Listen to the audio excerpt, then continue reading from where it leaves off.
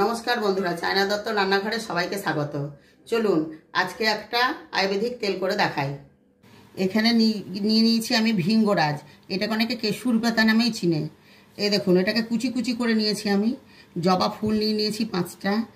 এখানে নিয়েছি আমি কালো জিরে 1 চামচ, আর এখানে নিয়েছি মেথি 1 চামচ, আর এখানে নিয়েছি আমি 500 বোতলের একটা বিশুদ্ধ নারকেলের তেল। এটা নিয়েছি আমার গাছের অ্যালোভেরা, এটাকেও দেবো তেলের মধ্যে। কড়াই আমি 500 গ্রাম তেল ঢেলে দিচ্ছি, নারকেলের তেল।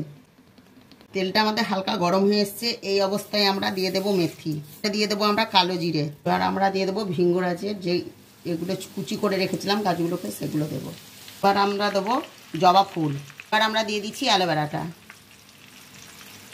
আমাদের গাছ আছে, অবশ্যই গাছের অ্যালোভেরা দিচ্ছি। আপনারা না থাকলে যে কিনতে পাওয়া যায় সেই অ্যালোভেরা দিয়েও করতে পারেন।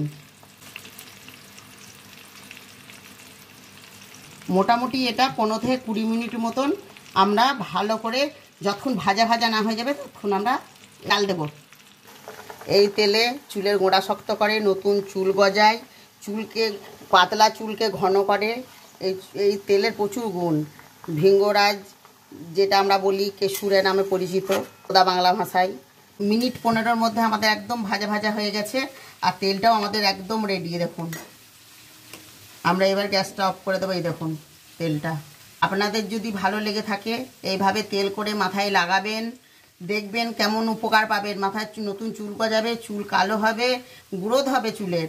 আর যদি রেসিপিটা ভালো লাগে লাইক, কমেন্ট ও শেয়ার করবেন।